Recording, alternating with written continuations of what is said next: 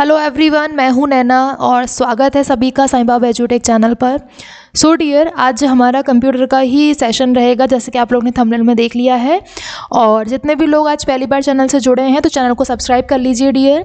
और आप चाहें तो आप प्ले स्टोर पर भी जाके इसका एप्लीकेशन डाउनलोड कर लीजिए। बहुत ही फ़ायदेमंद एप्लीकेशन है जहाँ पर आपको फ्री मॉक टेस्ट मिलेंगे, ई बुक्स मिलेंगी, फ्री वीडियोज़ मिलेंगे, PDF मिलेंगे, क्विजेज़ मिलेंगे। और अगर आपको कोई भी जानकारी चाहिए क्लास के बारे में, नोट्स के बारे में, एग्ज़ाम के बारे में, तो आप हमें इस नंबर पर व्हाट्सएप करके आप हमसे पूछ सकते हो। ठीक है, तो चलिए डियर अपनी क्लास को स्टार्ट करते हैं। और जैसा कि मैंने आपसे बोला था कि कंप्यूटर की क्लास जो मैं ले रही हूँ इंपॉर्टेंट क्वेश्चंस की, MCQs की, तो आप डेली उसको अटेंड करो और जो भी अपकमिंग एग्जाम्स है उसमें वो बहुत ज़्यादा आपको बेनिफिट देने वाली है। ठीक है, तो चलो डियर स्टार्ट करते हैं अपनी आज की क्लास को।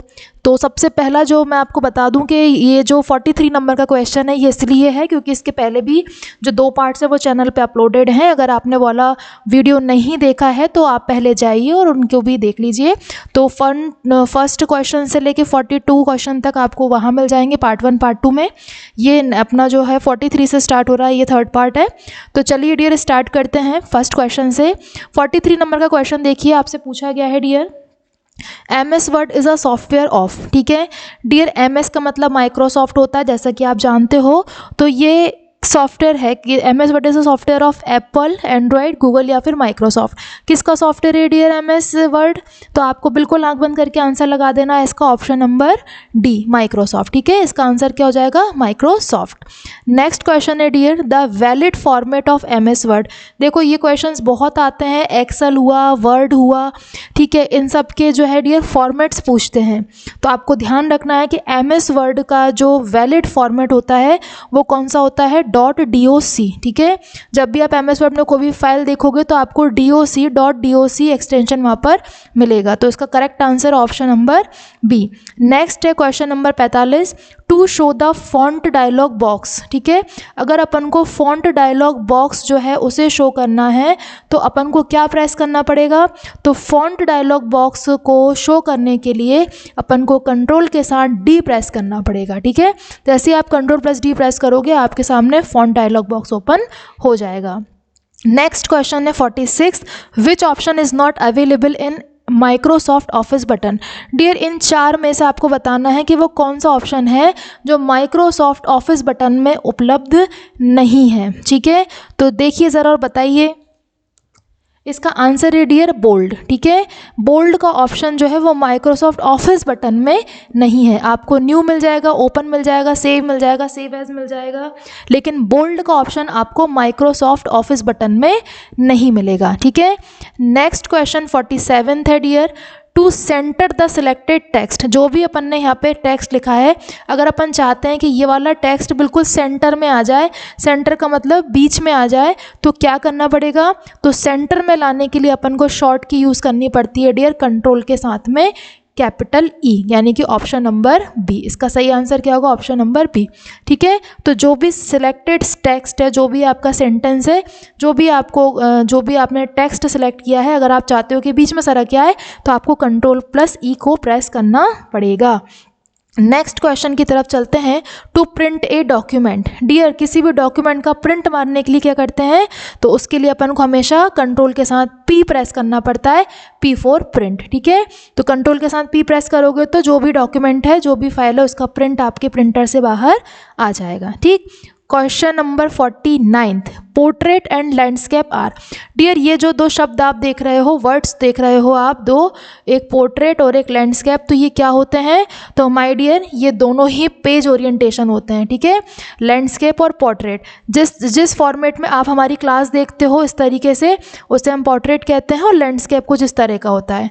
ठीक है, तो ये दोनों क्या होते हैं? पेज ओरिएंटेशन होता है कि आपका पेज किस तरह का सेट हो रहा है, तो ये पोर्ट्रेट फॉर्म कहलाते हैं। ठीक है, तो ये ध्यान रखना कि पोर्ट्रेट और लैंडस्केप का यूज़ काय में करते हैं?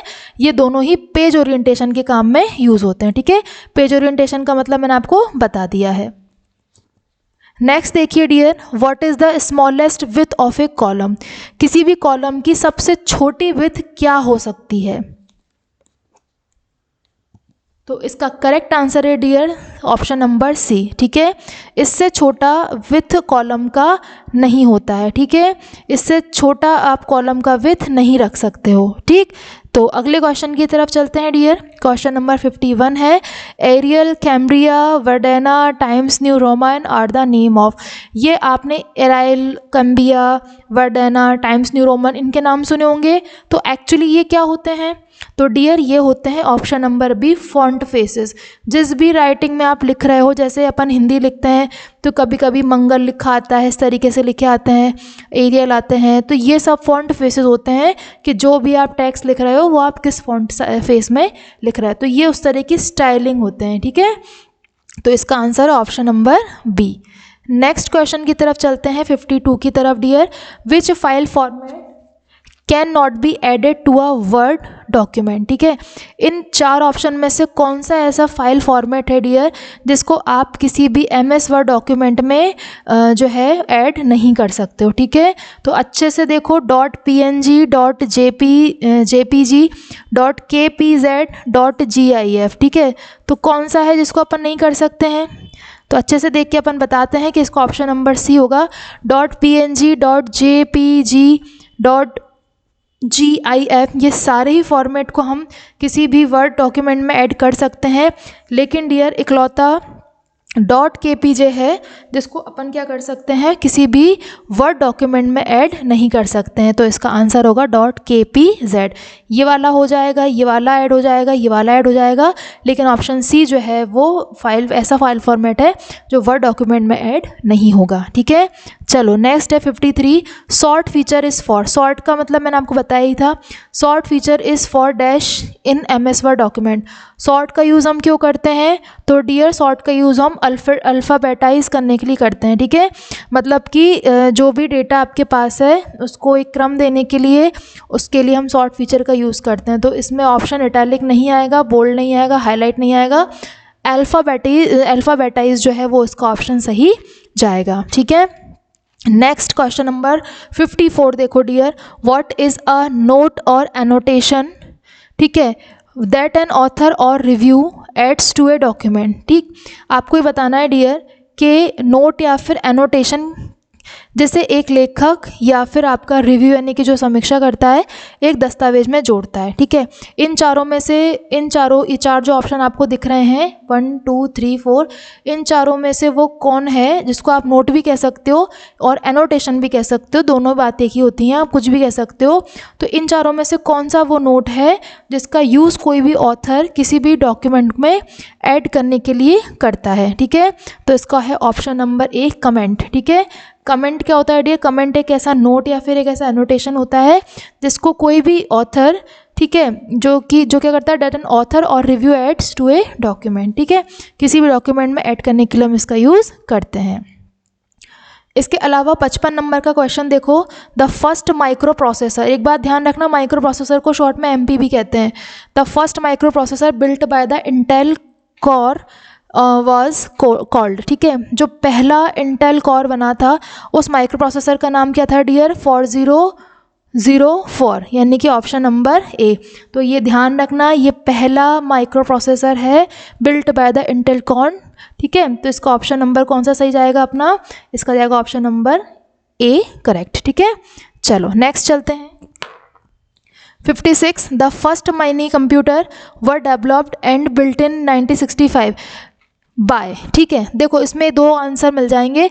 एक तो मिल जाएगा ये कि पहला मिनी कंप्यूटर कब बना था, तो आपको ध्यान रखना 1965 में। दूसरा किसके द्वारा बना था, तो आपको याद रखना है IBM के द्वारा बना था। ठीक है, दो क्वेश्चंस मिल गए यहाँ पे अपन को, एक तो कब बना था 1965 में, किसके द्वारा बना था पहला मिनी कंप्यूटर? IBM के द्वारा। ठीक है, नेक्स्ट क्वेश्चन की तरफ चलते हैं डियर।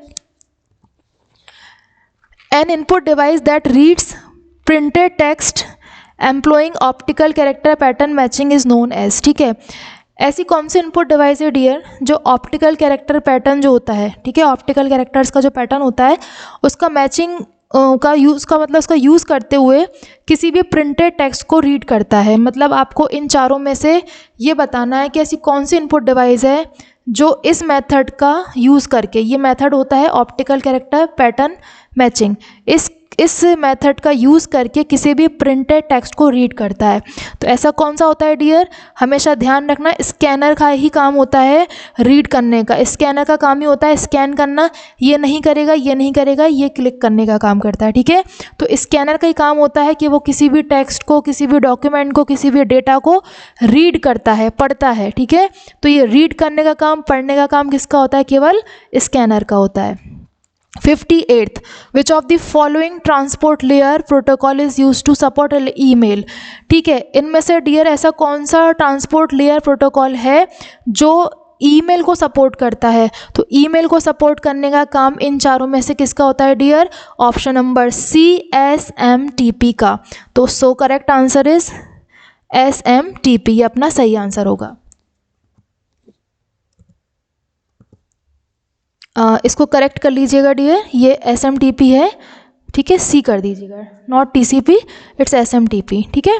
चलिए नेक्स्ट है अपना है, इसको अभी भी बोल रही हूँ मैं, 58 में करेक्शन है बाय मिस्टेक, तो इसका आंसर होगा SMTP, ठीक है। चलो 58 का आंसर होगा SMTP। नेक्स्ट क्वेश्चन नंबर 59 देखो, a network which is used for sharing data software hardware among several users owing micro computers.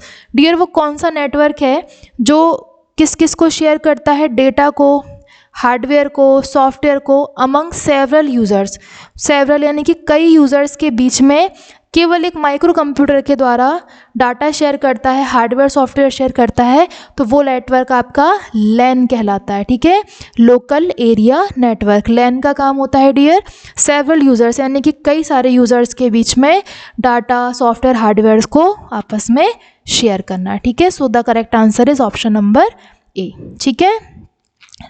Next question, question number 60 है डियर आपका। अब इसमें जो लिखा है ए और ब्रैकेट में एन, इसका मतलब ये है कि जो आंसर है वो अगर आपका ऐसा कुछ रहा जिसके आगे ए आर्टिकल लगना है तो ए है, और अगर ऐसा कुछ आंसर रहा जिसके आगे आर्टिकल एन लगना है तो एन है, ठीक है। क्योंकि जैसे इंटरनेट आंसर सही हुआ तो इंटरनेट के आगे ए तो लगेगा नहीं, तो एन इंटरनेट होगा, तो इसलिए उन्होंने ब्रैकेट में लिख दिया।